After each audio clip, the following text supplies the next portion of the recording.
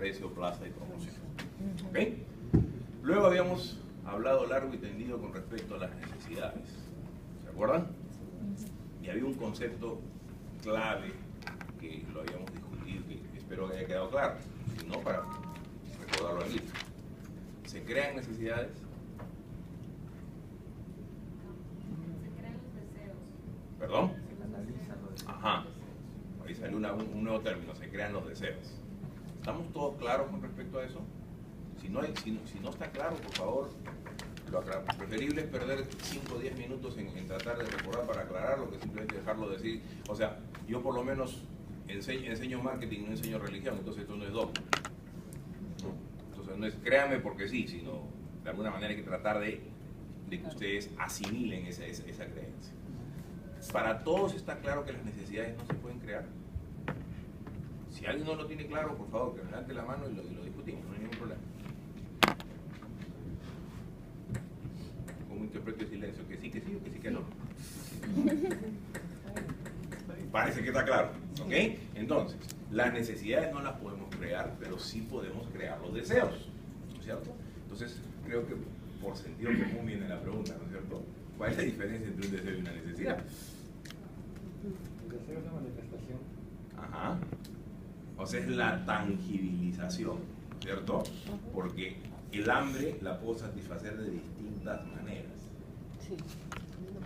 El hambre básica se satisface con un pan, pero dependiendo dónde estoy ubicado en mi pirámide de necesidades, ese pan se puede convertir en un croissant, como que se puede convertir en una torta muy sofisticada o en un plato muy sofisticado, ¿no? Estoy seguro que un plato en el restaurante de Gastón quizás satisface menos que, ¿cómo se llama? En un sitio donde venden una cosa así grandota, ¿no es cierto? Por lo menos te llena menos. Claro, el otro, por lo que representa, tiene una satisfacción que no es fisiológica necesariamente, sino es de alguna manera más perceptual, ¿ok? Entonces de eso se trata. Al final yo tengo que tratar de satisfacer al mercado en función a los términos del mercado, a los términos de lo que el mercado requiere. Entonces hay algunos que requieren un elemento distinto que el otro, siendo la necesidad básica la misma. Por eso es que partimos sobre el principio que las necesidades no se pueden crear, porque el hambre, el frío, qué sé yo, eso está ahí, eso nosotros no podemos hacer nada con él, pero sí se puede direccionar, ¿cierto? Tengo hambre, pero un cevichito debe ser más rico que un sándwich. Entonces lo que estoy haciendo es direccionando el deseo, la necesidad es la misma. ¿Ok? ¿Estamos claros con respecto a eso? Entonces hasta aquí creo que tenemos claro lo que hemos visto. ¿Hemos visto algo más al final? La verdad, con tanto tiempo ya ni...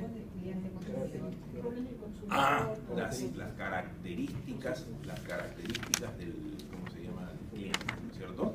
¿Recuerdan cuáles eran las características del cliente? Pista, 3. No han leído nada. Son comparadores. Ya. Comparadores. Y ya.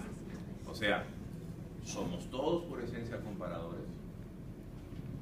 Todos somos saciables. Y además tenemos propósitos. ¿Cuál es ese propósito? Satisfacer las necesidades. Y en el proceso de compra, ¿qué cosa es lo que analizamos fundamentalmente? Riesgos.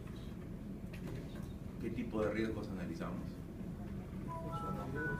¿Ya? Económico, social y de seguridad. Como los básicos, ¿no? Como le digo, porque si ustedes cogen algún otro libro, de repente por ahí se les ocurre que le han inventado un par de riesgos más. Pero esos por lo menos engloban la gran mayoría de los riesgos. ¿Ok? Funcionalidad, ¿por qué? Porque normalmente cuando yo compro, ¿qué cosa es lo que busco? Solucionar un problema. Entonces, normalmente lo primero es un riesgo de función. O sea, esto que voy a comprar, ¿me va a solucionar lo que estoy buscando? ¿Sí o no? ¿Ok? La pastillita esa me va a bajar de peso, ¿no? Eso es funcionalidad. ¿Ok? Luego viene el riesgo económico. Siempre está presente, en mayor o menor grado, dependiendo cuál es nuestro nivel de estrés con respecto al dinero. Entonces, el riesgo económico tiene una relación con el producto propiamente dicho, pero también tiene una relación con mi entorno y con mi bolsillo. Porque en la medida que yo tenga menos plata en el bolsillo, quizás el riesgo económico pueda ser más más importante, porque tengo menos dinero. ¿Okay? Entonces, para comprar un pan a una persona que solo tiene 50 centavos en el bolsillo, el análisis del riesgo económico va a ser mucho mayor para el que tiene 200 soles en el bolsillo, para comprar el mismo pan, ¿no es cierto? ¿Por qué? ¿Cuál sería el concepto para entender de que para el que tiene más dinero en el bolsillo, el riesgo económico quizás podría ser menor? Ahora, hay casos patológicos, ¿no?, donde puede ser al revés, ¿no es cierto? Especialmente los que ahí es patológico el asunto. No importa cuánto tenga la billetera. Porque el riesgo es mayor, o sea, su riesgo es, me equivoco y ya no puedo hacer nada, ¿no es cierto? El que tiene más, si se equivoca puede reemplazar, puede sustituir. El otro no puede. ¿Okay? Entonces, miren qué importante es ver, porque eso tiene que ver con el tipo de decisión de compra. ¿Se acuerdan que cuando vimos el proceso de decisión de compra habían dos tipos de decisiones? ¿Cuáles eran? Uy, hoy día voy a hacer plata. Claro, pues, con la práctica hago plata hoy día. Todos son boletos ganadores. ¿Racionales y emocionales? Ahí está. Que tienen relación con ese concepto, pero realmente el término es decisiones de alta complejidad y de baja complejidad, ¿no es cierto? Y habíamos quedado que esas decisiones de alta y de baja tenían una característica. ¿Cuál era esa característica fundamental? O sea, ¿cómo tipificábamos alta y baja?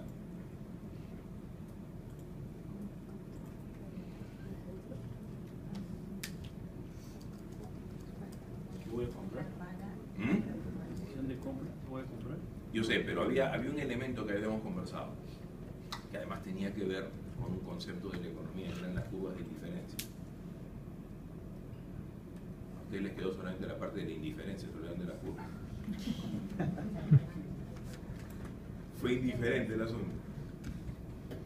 Que las decisiones de alta o baja complejidad no son del producto per se, sino del que lo compra, del que lo está analizando.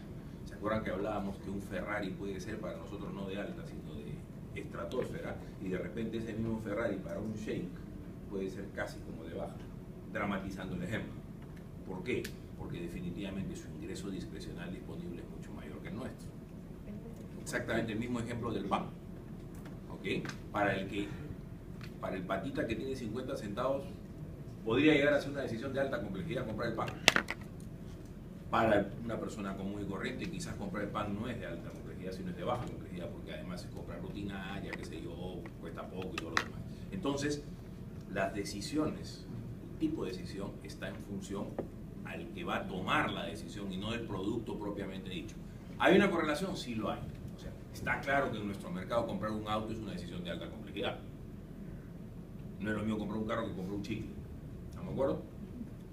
Porque si además si me equivoco, ¿qué hago con el carro si me equivoco? Como dicen los chiquillos ahora, ya fuiste.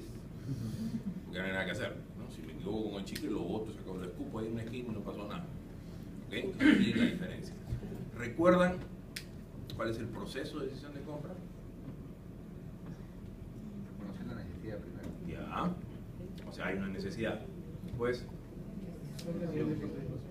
hay un nivel de participación o de implicancia, ¿no es cierto? ¿Qué tan importante va a ser eso en el proceso? O sea, ¿yo soy partícipe directo o soy invitado en el asunto? Luego, busco información. ¿Cuántos tipos de información dijimos que había? Informal y formal. ¿Cuál es la diferencia fundamental entre formal y informal?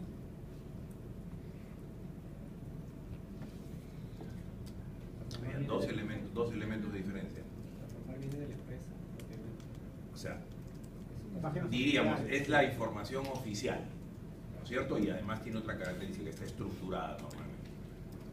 La informal, todo lo que nos rodea que no es lo oficial, ¿no es cierto? Y además tiene un elemento extra, la información formal tiene un interés diferente a la informal. La información formal, su interés es económico, o sea, porque tratan de vender. La informal no tiene ese interés, por lo menos eso es lo que entendemos, ¿no es cierto? ¿Se acuerdan que les comentaba que hay muchas empresas que están escogiendo estructuras informales para convertir esa información de la estructura informal en una especie de información formal, pero nos la venden como si fuera informal. Fundamentalmente, ¿quién hace eso? Todas las empresas que tienen negocios con modelos de marketing de multinivel. ¿Conocen el concepto? Todos los live. Todo el que vende live dice que lo usa. Está tratando de informalizar la información. ¿Ok? Que no es lo mismo que ir a una tienda cuando el vendedor les dice, esto es bueno. Y hay que mirarlo con cuidadito, ¿no es cierto? Porque esto es bueno, yo tengo que vender porque yo no cobro mi comisión. El otro también cobra, pero lo que pasa es que se lo han maquillado de una manera distinta para que nosotros lo sintamos que es más, te estoy dando un datazo, que no es lo mismo que te estoy tratando de vender. ¿Ok? Luego de la información que vendía, ¿qué venía en el proceso? Evaluación de alternativas, ¿no es cierto? ¿Y qué criterios usábamos para evaluar alternativas? ¿Se acuerdan que habían 2 o 3 que habíamos, ¿cómo se llama? Minimalista, Maxi y minimalista, que eran los más importantes, ¿no es cierto? ¿Cuál es la diferencia entre maxi y mini? El número de características. Ajá, elementos que tengo en cuenta ¿para qué?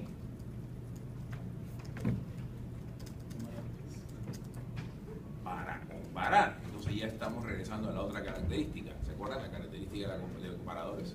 O sea, básicamente lo que hacemos es comparar. ¿Ok? ¿Estamos de acuerdo? Luego tomamos las decisiones. Y ahí regresamos a lo que vimos hace un ratito. Alta y baja complejidad. ¿Ok? Luego de la toma de decisión que viene,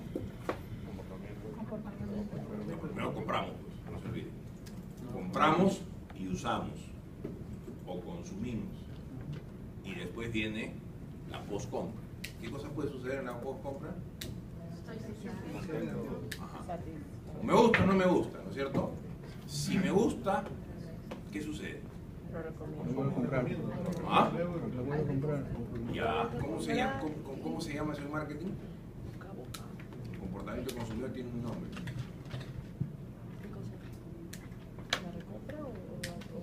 Recuerden, para ganar más sueldo hay que hablar con términos medio complicados. Si no, estamos hablando todos de la misma cosa. Los médicos, ¿por qué cobran más? Porque dicen palabras raras. Y los abogados igual, ¿o no? Proceso de adopción. Cuando me ha gustado, he adoptado la marca o el producto. ¿Ok? Que además el proceso de adopción es diferente de acuerdo al tipo de decisión. Si la decisión era de alta complejidad, la adopción se da en la compra. Si la decisión es de baja complejidad, la adopción se da en la recompra. Entonces, si compro un chicle por primera vez, ahí no he adoptado el chicle, sino cuando lo vuelvo a comprar, recién he reforzado el concepto de la satisfacción. Si compro un auto, ¿dónde se da la adopción? En la compra misma. O sea, no voy a esperar a comprar otro carro para decir he adoptado la marca. Ya la marca la adopté en la compra. ¿Ok? Y después, si no me gusta, ¿qué pasa? Lo vuelvo a comprar, no funciona. Ajá, o sea, utilizo Radio Bemba, ¿no es cierto? Y eso tenía un nombre también, ¿se acuerdan?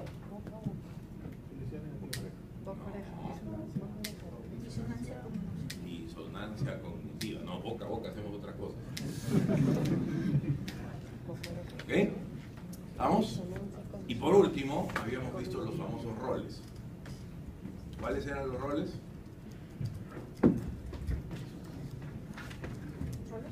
¿Qué tipo de cliente? No, roles. ¿Se acuerdan? Iniciador, Influyente. iniciador, influenciador, decisor, comprador, usuario o consumidor. ¿Qué diferencias hay entre ellos? El que está clarito es el consumidor y el usuario. Ese está transparente, ¿no es cierto? ¿Qué diferencia hay entre el decisor y comprador? Comprador es el ejecutor.